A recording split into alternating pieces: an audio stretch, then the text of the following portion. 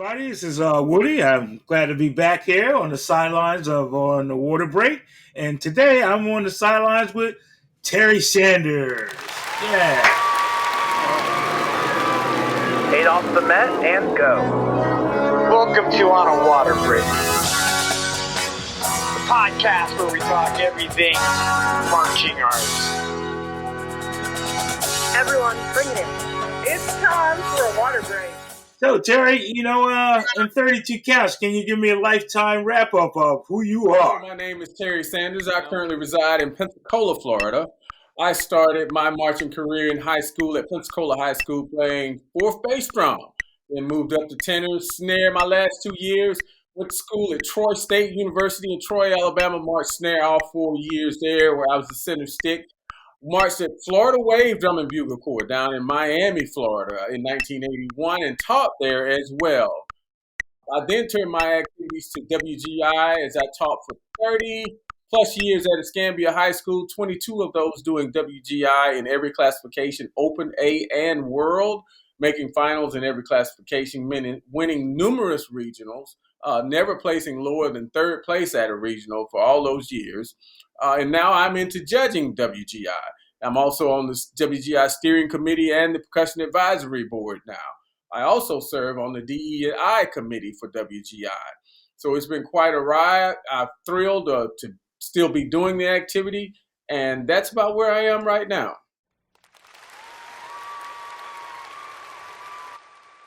That's cool. What a small world. I did not know you marched Florida Wave. Yes. Ooh, I marched in Blackwatch. Man, we hated you guys. Oh man, From the bottom. That's cool to hear. So you wrapped up a lot of some of the questions we had on our list, but we could just jump right in the meat of things, man. Yes. So you're into the music thing. Did you always intend to be in music, or was it a hobby? Or Yeah, I was locked in from the beginning. My mom, who went to school at Tuskegee University, the only reason she did the same, become a soprano opera singer, was because she got married. And she was a phenomenal musician, piano player. She played for the church. And of course, every time she went to church, I had to go to church. I sang in every choir, from junior choir to mid-junior choir to, the gospel choir. It was always in my blood. My dad was not a musician, but he managed a local facility here. It was like we call it the auditorium, but it was like a convention center or an arena. So I saw every artist that came through, free of charge, of course, because my dad was working. And I went backstage with everybody from James Brown to Ray Charles to Little Richard, the Doobie Brothers, Earth, Wind, and Fire. I saw all of the acts backstage. Later in life, as I got older, I was a spotlight operator at that same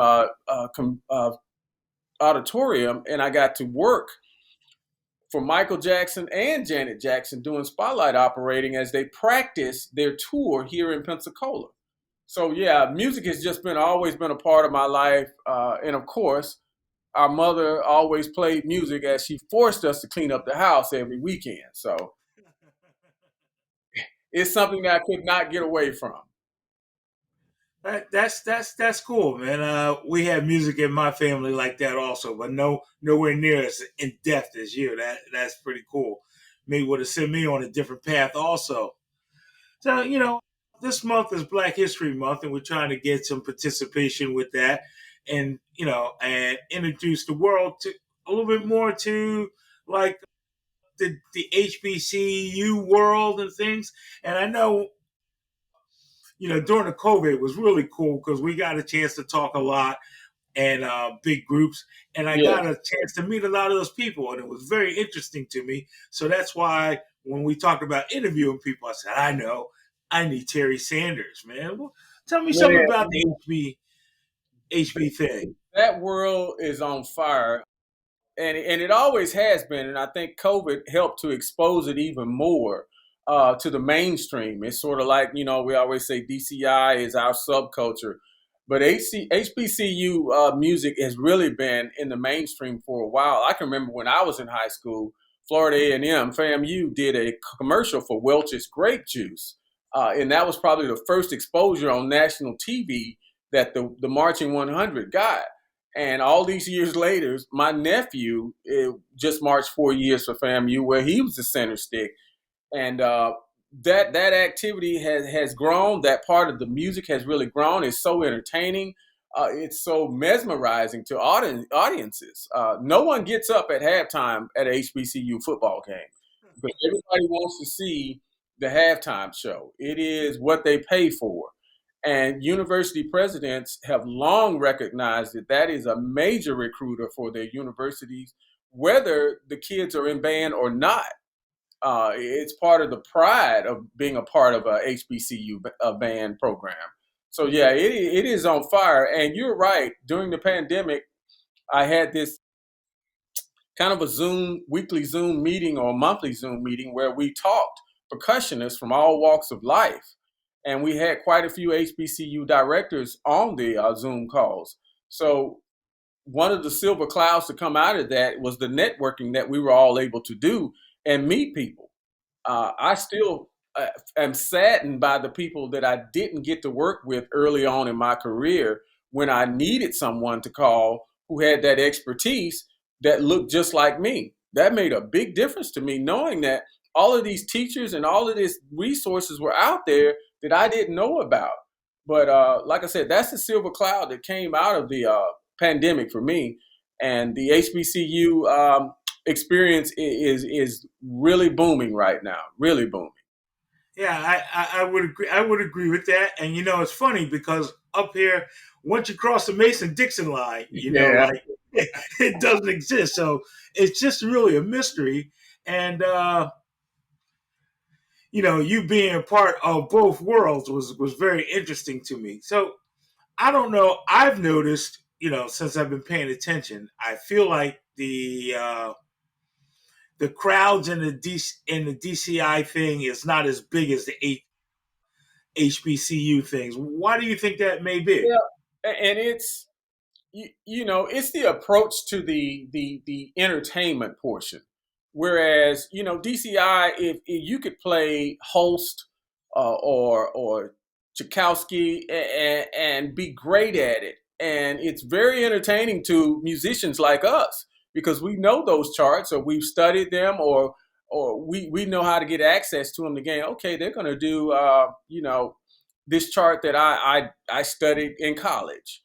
Whereas the HBCUs kind of dictate their shows for the mainstream to where if you play Beyonce, you're playing Beyonce. Everybody knows Beyonce. If you're playing Taylor Swift, everybody knows Taylor Swift. Now, you may make yes, they do. Yeah, you may make it more thematically to fit, let's say, a marching band show, but the hook for a Taylor Swift song is still the hook. A hook for James Brown is still a hook that people know. So I think that's why, from an entertainment standpoint, in DCI, we're so concerned with, it's called intrinsic value, that we feel like Beethoven has more musical composition or weight to it than James Brown. And it really doesn't. It's based on how you arrange it. I agree with that 1,000%. It's just hard for a lot of people to put that together. Yeah, and we will not get away from that. It's got to be classical music, or it has to be, this European style music. Whereas a corps could come out and play some Afro-Cuban music, and they're like, well, it's kind of repetitive. It's not as deep, so we're not going to credit it. So people shy away from that. So when you now that you've been a part of both worlds, have you ever thought about mixing the two? Yes, that fusion is and has been done. The Velvet Knights did a great job with it. The Bridgemen was one of my favorite corps. That's who I followed growing up, the Bridgemen, because they would play a mixture of music that was more appealing to me. I love Phantom and I love classical music, but man, to me, the Bridgemen were it. So it has been done partially, but it's not a part of the mainstream for DCI. I do notice though, when I watch, especially in the winter, some of the stylings are definitely bleeding into Oh the yeah, WGI world in a big way. How do you feel yes, about that? yes. I think it's great because, and like I said, I grew up with such a smorgasbord of music for my palate that I don't have a favorite one. I don't be. I'm not like I have to listen to R&B. No, I love. My brother was bringing home Grand Funk Railroad, Peter Frampton. He was bringing home Aerosmith because he grew up in the '70s, and Right, rock right, right, funk were almost identical. It's like the Rolling Stones would take out black artists on tour with them because right, music right. was just fun. It was just great. But I can't say that it's a bad thing. It's a great thing to me to have that much more exposure for kids to music of any style. I think that's a big plus. So when you, as DCI cores, DCI style cores, they put in a lot of hours Mm, for the cleanliness. mm. Is that about the same for the HBCU programs? Yeah, I think the art and the love of the entertainment value of what you're doing, I think they put just as much time and much effort into their music presentation as they do at DCI. Now, of course, DCI they tour and you don't have any classes to go to, you don't have a job to go to. It's in the summer, so you got an 8 hour block for rehearsal. You got subsectionals, you got ensemble, you got visual, you got to go do your laundry. You got to get back. Let's get on the bus. Let's go somewhere else. So the style is different. But as far as time is concerned, if you ever watched the HBCU band, the choreography takes a while. You know, you may have kids that have grown up with parents who, like me, played music all the time. So I was forced to dance. If I didn't learn how to dance, there was no way I was ever getting the phone number from a girl. I was Well, not going to be courting anybody's daughter looking like Urkel. So yeah, the that's culture, our age. That's our yeah, age thing. I hear you, bro. yeah, our culture forced us to know how to dance. And I'm watching the Jacksons, I'm watching the Temptations, I'm watching the OJs. We learning all their dance moves watching Soul Train every week. So to get those kind of kids into a HBCU program, they usually have some type of dance ability. So the transition of playing your trumpet and dancing at the same time, it's not that big of a deal. But the time it takes to perfect 22 trumpets to do all those same choreographed moves is just the same as it takes 22 guard members to learn, how to do their tendus and passes the same to make it articulate and flowing and everything. It takes just as much time and just as much effort. And on top of that, people complain that the HBCUs play so loud. And, well, everybody has their different style. And I liken Southern and FAMU. They both have different styles, whereas FAMU is more musical. They have more dynamic contrast, whereas Southern is just like, you going to hear us on the moon. That's how loud we going to play. And they're still very entertaining, both styles. So Well, everybody can I get in. think the raw energy is what it's about, right? Man, oh man. It is so raw. I started taking my girls to the Florida Classic where Florida A&M and Bethune-Cookman play like a bowl game every year down in Orlando. And we started going when they were like 8 or 9.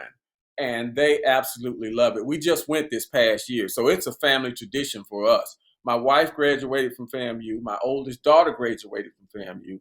My youngest daughter graduated from Alabama State University. And of course, I went to the PWI. I went to Troy State because, I was chasing the core thing. But yeah, it's a big family thing for us to go to that game and for me to know all the instructors now. So I go down and talk to the percussion instructors at FAMU and one of my best friends, Pedro Ore, who teaches at Bethune-Cookman. Man, they get after it. Something serious, man. They drum. They drum. Uh, I was going to tell you about Norfolk State University just performed at PASIC this year, and it was the talk of the town. Let me tell you, North Carolina A&T is great, but man, Norfolk man, whoo, all the DCI cats were in there, and they were all with their jaws on the floor. So, yeah. Because when you watch them play, it's a different kind of physical. Mm-hmm. It's very different kind of physical, and I really dig it. So I'm gonna shift gears on you here. All right, I'm gonna shift gears on. All right. So, what's your favorite style of music, man? Oh man, like I said, I really don't have one.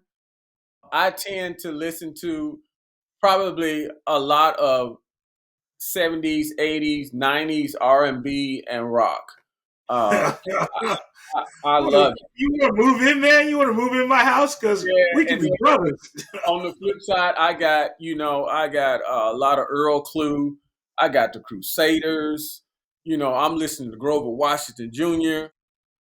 It's really my mood, if I'm in a jazz mood. And then my mom brought me up on the blues.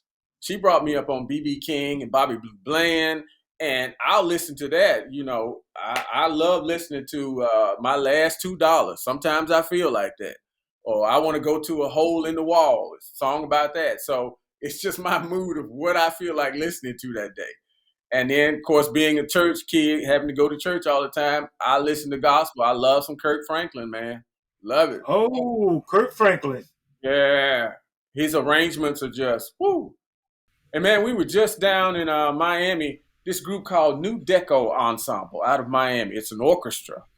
And I was on TikTok in a wormhole, and this came up where they were playing Spodioti Dopalicious by Outkast. And it was an orchestra. And I thought, this has got to be like somebody just did a mix, put Spodioti Dopalicious, and they're showing a picture of an orchestra. No, it's for real. Man, these kids play, and the arrangements are phenomenal. I will send you a link later. You have got to listen to it. And they've done rock and roll. They've done R&B artists. They've done rappers. They've done everything, but it's all contemporary music. It's not. They play some classical. So I was going down to see my daughter, taking my wife, and I saw they were having a concert. We went straight to it, man. Straight to it. I had the best time in my life. So music styles, everything. So you mentioned, you talked about in the 32 Count Life Story, about your whole career, and you're deeply involved in the WGI thing. Are you a designer, composer, or just a tech? Now, all three.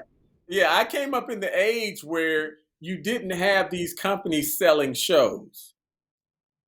So I didn't get to buy a show and do it. Yeah, right. It was me at the computer banging out notes on Sibelius. It was me with the drum pad. It was me at the piano picking out melodies, figuring out the chord structure for the double stops and the double laterals. It was me, man. So I'm lucky to have done it all. I was at a clinic one year at PASIC, and Paul Rennick was talking about that. He was saying, the people who have grew up writing notes without a computer hear music totally different than people who've only grew up with Sibelius. Oh my goodness! I wish I had somebody else to say that, because I truly do believe that. The trial and error from writing a battery lick and then giving it to the kids. You wrote it by pencil, and then you hand it out to the kids, and you realize that the tenor voicings that you wrote is way overbalanced because you spent too much time on drum 3 and 4, and you're covering up the snare lick, and the top 3 bass drums are washing into drum 4 of the tenors. Now you got to rewrite that whole phrase. But that comes from your ears. On Sibelius, it sounds perfect. On Sibelius, she's like, man, this thing is rocking. But then you hand it out to the kids, and it gets on those acoustic instruments, and you're like, whoa, bass 5 can't play there. He's covering up everything. So, yeah, I am lucky to have been old school, transitional, and new school. But, yes, I wrote, arranged, and designed. That's cool. Again, you can move in my house. Yes. Which is why I really love being a part of design staffs now. because I'm the guy, get off my lawn. You kids, get off my lawn. I'm the guy on the staff that always saying that. They'll come up with this great idea, and then I got 20 questions. It's like, well, that idea is shot down because I have so many things like, you can't do that. That's going to go wrong. That's going to go wrong. That's going to go wrong. And sometimes greatness happens from that, because that's why I love collaborating, because I will say an idea, you will hear it and say, Terry, I don't think that's quite right. But if we did this off of your idea, and we're both like, yeah, that's the ticket. So that's where That's the way I like to design also. Yeah, Me instead too. of being scratched by myself, I love being on a team. I'm with you on that. Like, people always look to me for the show. I have great ideas, Mm-hmm. but I need to at least hear myself talk to Terry Mm-hmm. to know if I'm right or wrong. I don't Right. know if I'm right or wrong until actually I talk to Terry and hear myself explain it. And if it don't come out right, oh, well, wait a minute. And then, like you said, then Terry goes, well, but wait, what if we, and then it just starts to roll. Right. People don't work like that too much Right. anymore. And that's what I try to influence on younger designers and guys who are starting out in the activity now. Find you a community that's an honest soundboard to you. I had about 5 color guard and 5 percussion people that I would send my show ideas to, uniform ideas, everything, and let them send me feedback back. Like, hey, what do you think about this uniform? And my guard friends would always have, man, they'd come back with these wild uniforms, all kind of stuff hanging out, stuff that I know we can't march in. But the color wheel that they would use, man, I'd be like, this is on point. And then I would send it to my percussion friends. They'd be like, you could do this, this, this, and this. You got to have a sounding board. I am when it comes to indoor drumline, when I first started doing drumline, as you know, my thing when I came to the WGI world, everyone was still in the PASIC world. And the first time I saw an indoor drumline, I was still teaching color guards. Mm-hmm. And when I started talking to people about, I don't want to move around on a stage, I want a drumline that moves like a color guard. Are you crazy? Now look. And I think that the color guard people are the best people to talk to, because drummers don't have that flair for the color and the pizzazz that way. Well, they don't have limitation as to what you cannot do. Yes. I don't need them to be limited. I want them to tell me the world and let me shave it down to what I know. Let you shave it down to what works, yes. Bass 5 can't do that plie like you want him to do, but he can do it this way. I know that. But yeah, I loved, man, my color guard friends, all of them, they are the best. They are the best, and I love them to death for all that they contributed. And like I said, even on that call that we did in the pandemic, we had like 3 or 4 color guard people on there that I never got to work with. And I'm like, man, you are a genius. I could have worked with you, and my life could have been so much easier and better had I known about you. Yes. So I'm going to shift gears on you again. Okay. All right. Now, if you remember back in the Florida Wave days and the Black Watch days, there wasn't too many brothers marching in the DCI world. But now, as you look around, people of color are starting to join the activity. And obviously, the judging world, the design world still hasn't picked up on that part. And what would you say to our young people of color and the best things to get out of the activity, and if they should or would love to see them move further into it, where we are?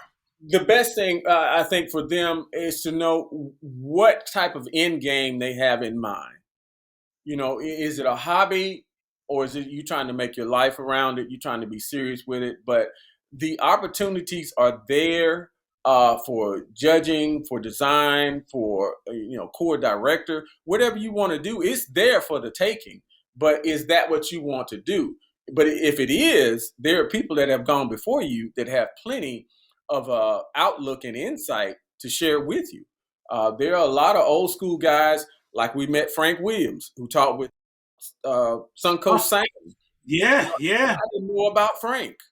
One of the best horn text teachers in the world. Best jazz musician I've ever met, but I didn't know about him. I saw his name on the staff list, but I didn't know Frank Williams was black, and I didn't know Frank. I knew him, so yeah. Yeah, I didn't. I looked up to him. It wasn't until Alfred Watkins was about to retire at Lassiter High School that I knew he was black. Now that I didn't know. Thank you. See, we don't have what they have now as far as social media, access to the internet, the ability to do FaceTime and whatnot. We didn't have that. So when I read 10 names on Blue Devil staff, I just figured they was all white.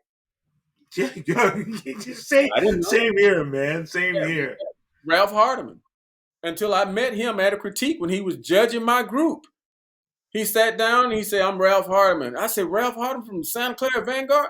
And for the next 3 minutes of my critique, all I talked about was Santa Clara Vanguard and Les Ginka and all the years he spent with them. I didn't know he was black. I had to tell you, I didn't know until 1981. We were on tour and we stayed with Santa Clara, and he was there. And that day actually is probably when I decided I wanted to be a writer. You know, just sitting and watching the guy. You know how it is, you know, and it's amazing. I sat there with my album, because I had an album back there in '81 when they won, and I was putting that needle back and forth trying to play them licks, man. And I was telling Ralph about Les Ginka, the drum solo. He's like, "You want the copy of it?" No, he was so giving that way, right? Yeah, right? Yeah. You know, But yes, it's a lot of blacks that are marching right now, and if they want to pursue that type of opportunity, it's there for the taking. I hope they do get involved. You know, it's funny. You know, here in our area, we usually get a lot of kids from New York City in the local drum corps, and the staffs have a problem understanding the priorities of that kid. You know? Even something as simple as the kid goes, "Well, no, I can't come on Sunday." Right. What do you mean you can't come on Sunday? Yeah. And I'm always like, whoa, time out. Yeah. It don't work that way, right? You know? And that is where we are with a lot of things where, you know, I look at my Facebook list of friends and it's a smorgasbord of people. Yes. That's me. I look at other people's Facebook, like let's say a white friend of mine that's sending me a friend request. And I look at the friends on his list, and there's nobody on there that looks like me on his friends list. I go through all 2,000 of them, and I see like 3 black people. Well, that lets me know that he hadn't been exposed to my type of lifestyle, or if he's teaching, he hadn't been exposed to anybody that's had kids that are black. So as you say, he doesn't know how to talk or deal with sometimes situations that may be going on at home that he has no idea about. And you add that kid, the black kid from the city, joining the DCI experience, and you know they can't understand when the parent is like, "How much?" So, how much? Or so you try to tell me on Friday night my son's going to go to Massachusetts and he's going to be back on Saturday. Where are you really going? You know, they don't believe you. So listen, man, we need to get ready to try to close it up. And I got one more question for you. I've been noticing also that there have been a lot more Caucasian people appearing in the HBCU things. I think it's fantastic. And I believe a lot of it has to do with the rap culture that has dominated the world. Mm-hmm. And just what's your thoughts on that, just as a closing thing, and anything positive you want to say to the people? I think that's great, man. My nephew who's marching at FAM, he marched right next to a white kid in FAMU snare line. That's all over the place. Drum majors everywhere, trumpet players. I see them in every single band that I've seen this year. HBCU has white members. I think it's that's great. I think it's awesome. And what like I was talking about, my white friend who has 2,000 friends and 3 of them are black, don't understand is that when you're the only white person in the room, you're more accepted sometimes than me. The love that they get for being brave enough to march in an HBCU band, if they got talent and they holding their weight, man, the love they get is more love than I would get. Because I'm just another brother trying to do his thing. But this guy has gone above and beyond. And to be around us and feel comfortable, man, you in like Flynn. As they say, you definitely coming to the cookout. You definitely coming to the cookout. Yeah, right? Yeah. Right. So yes, it's a beautiful thing. It's a beautiful thing. And the lives of those individuals, man, their lives will be so much more enriched. You know, if you don't add some flavor to your life, variety is the spice of life. And if you don't have some flavor in it, I just feel sorry for you. I love my Filipino friends, man, that lumpia they make. I love my Mexican friends. I go over to their house and eat, man. I just love the music. I don't understand nothing they're saying, but I just love the love that they give me. So yes, I hope everybody would want that type of experience. So if anyone wanted to reach out to you, contact you, what's the best way for people to look you up before we get out of here? They can find me. My email is centersnare84, 84 the numbers, at Gmail. Centersnare84 at gmail.com. Or Instagram, I am at Terry_Asa. Asa is my youngest nephew. Yeah, they can hit me on Instagram. So, man, this was good. This was great. And, man, you're a wealth of information, my friend. Yeah, man. Thank you. Thank you. Yeah. That's those years. Huh? That's those years. I tell everybody, it's not that I'm smart, it's that experience. It's the experience. No, that is all to it, you know. How do you know? I just know. Don't worry about it. Because I already did that. I know what's going to happen. I can tell you 3 or 4 versions of that mistake that you're about to make. So we got to get out of here, and we're going to get off our water break. And Snares, you're going to go set it up on the 50 because Terry's going to work with you. And back to you, Jackie. On a Water Break podcast was produced by Jeremy Williams and Christine Reams. The intro and outro music was produced by Josh Lyda. To learn more, visit lydamusic.com. And until next time, thanks for tuning in.